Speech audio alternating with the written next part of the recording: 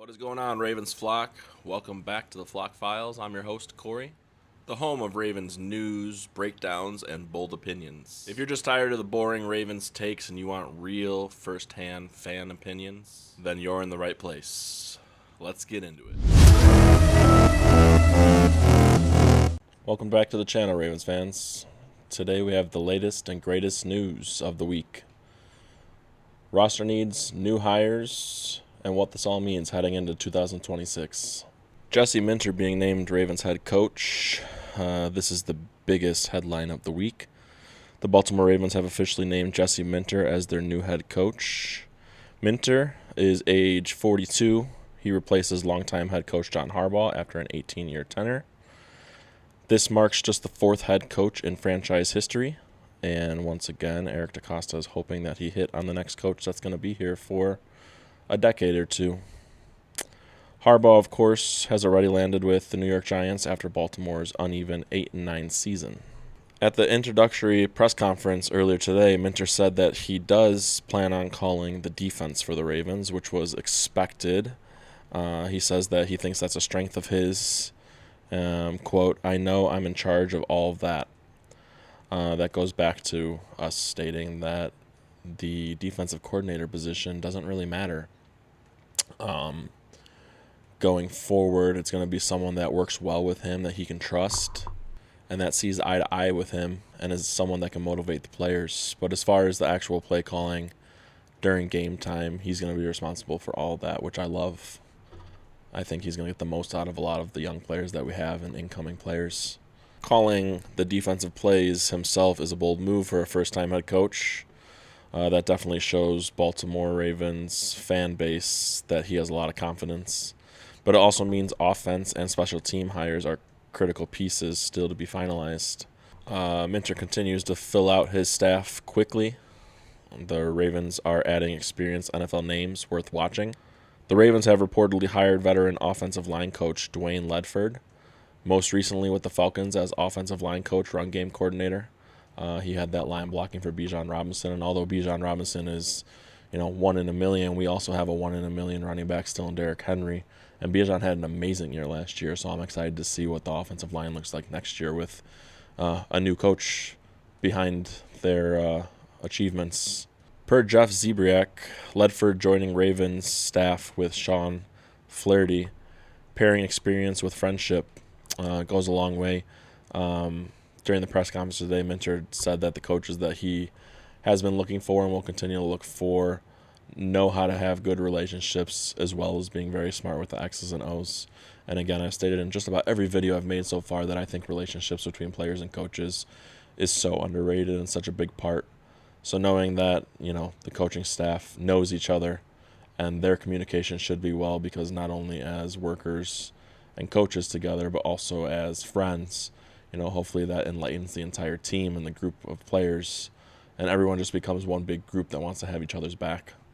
Solidifying the offensive line coaching spot early tells me that Minter wants to improve the protection and the run game structure for 2026, particularly after this last season's offensive struggles.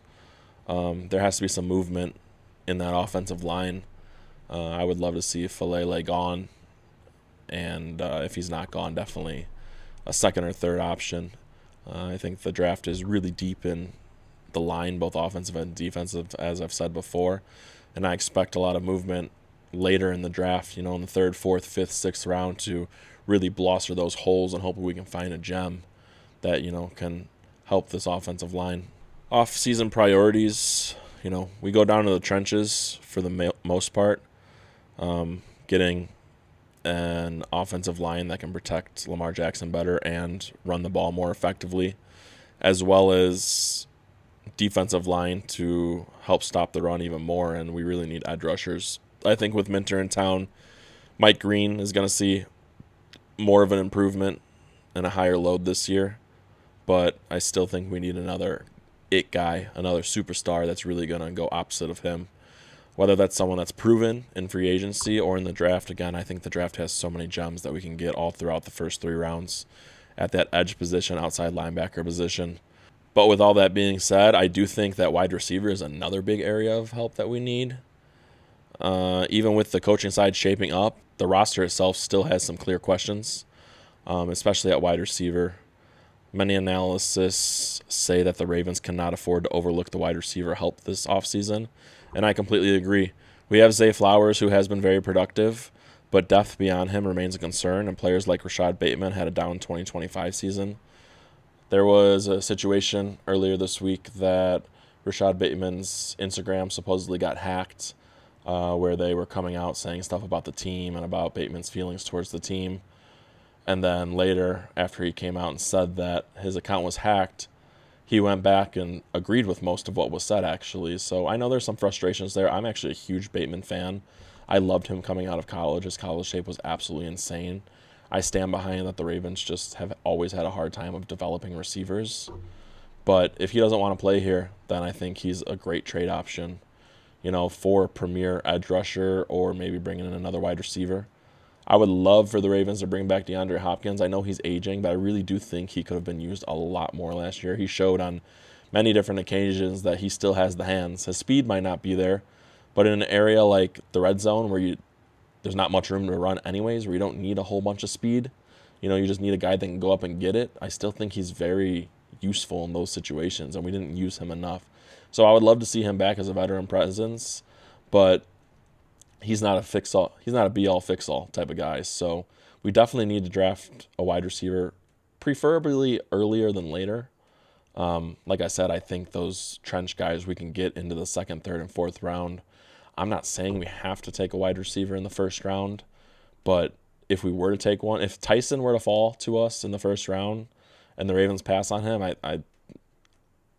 I would be in complete shock. I think that's the move. Obviously, if Tyson and Tate aren't on the board, those are the two best receivers in my position and the only receivers that deserve a first-round draft grade. Then I definitely agree with going line or edge or maybe even cornerback. But if one of those two guys ends up falling to us, and the Ravens always have good luck with guys falling to them, I definitely think that's someone you pounce on. Per Baltimore's beatdown on X, Ravens must find Lamar Jackson another reliable wide receiver. This is a non-negotiable. With Flowers as a Pro Bowl talent and uncertainty around the other pass catchers, adding a consistent weapon could be the offseason priority, especially with a fresh coaching regime coming in. We have other news that doesn't have to necessarily do with the Ravens, but Todd Monken got hired as the Cleveland Browns' next head coach. I actually really like Todd Monken. I think, he's a good guy. And I love that in some of his interviews after the season, he kept it real with Ravens fans. Whether he's lying or not, I don't know. That's for some people to believe or disbelieve, but I don't know why he would lie. And the way he spoke of Lamar Jackson and kind of what was going on this offseason, some of the rumors that were going on, I just really respect him. He keeps it, to the point, and, it doesn't seem like he's willing to cut around bushes. So I wish him the best of luck, except for the two times that we play him this year and, for years to come, because then he's the enemy, and I hope that we absolutely smash him. It would be really embarrassing if he went elsewhere and then coaching staff that left the Ravens this year, their teams next year destroy or beat the Ravens. I know it's still a division game, and it doesn't matter which team is worse and which team is better, but we really need to stick it to them. We really need to prove that letting those guys go and starting from scratch with our coaching regime was the way to go. Some fan reactions and Ravens community reactions to this week's news, including Jesse Minter. Reaction to the Minter hire has been notable. Current and former NFL players, including some Chargers defenders who've worked with him, have praised his leadership, and that's really what gets me excited for this. A former Chargers teammate tweeted, "Minter is the real deal. His leadership and football IQ speak for themselves," per the Baltimore beatdown. Fan sentiment is trending positive too, with many excited about the new era, though there are still some that are cautious given Harbaugh's legacy, obviously. And I've spoke out about Harbaugh's legacy and how I don't think it's as great as people make it seem. But he definitely had some great teams, and we were constantly in the playoffs. So even though we weren't winning the big games, we were always right there every year. So Minter does have some shoes to fill, but if he can provide and playoff team literally next year or the year after, then he's right where we left off. And if he can make it to the big, even if the Ravens don't win the Super Bowl, but he's able to get them to the big game, to the Super Bowl, that's already a huge breath of fresh air for all of us fans.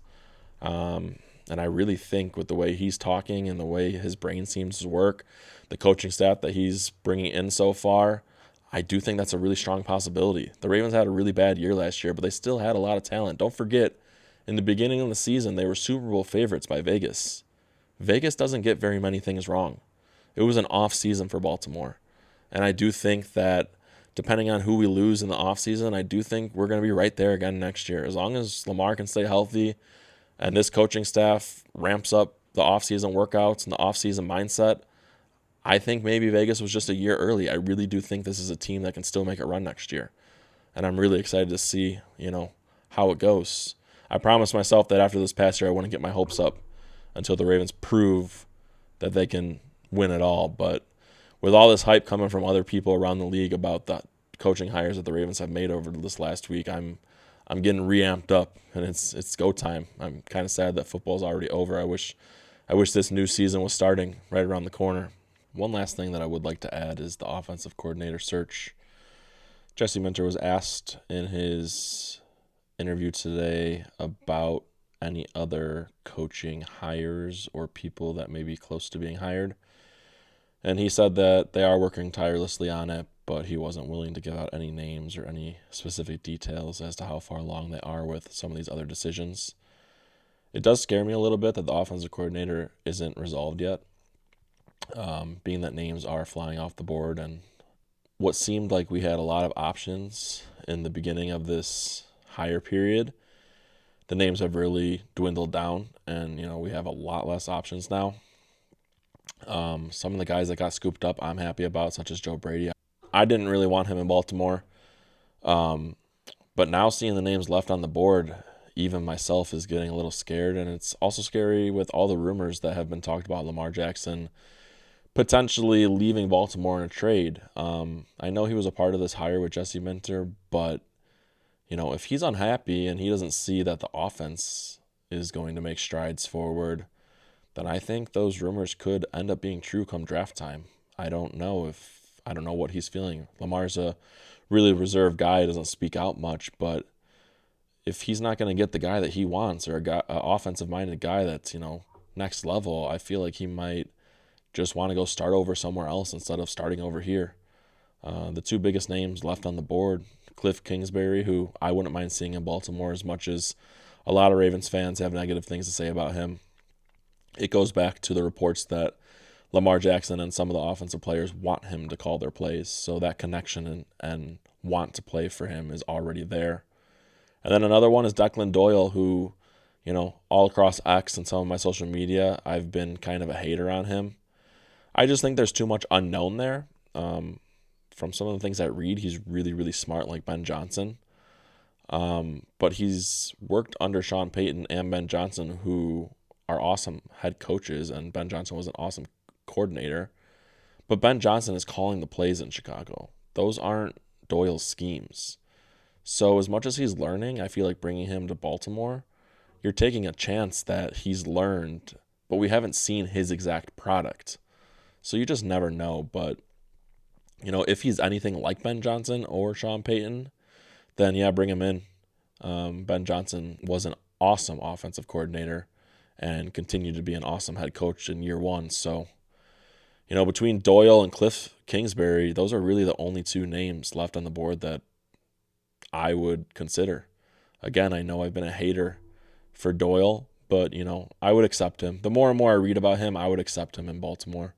But outside of those two guys, there's no one really that catches my eye that I am like, oh, yeah, bring him in. He's going to make Lamar Jackson take another step. So it is kind of a scary situation, but being that the hires so far for the coaching staff have been great, maybe there's a college name out there that I just don't know of that maybe Minter's going to go after and he's going to elevate Lamar's game. Time will tell, but I definitely think the offensive coordinator hire needs to happen sooner rather than later.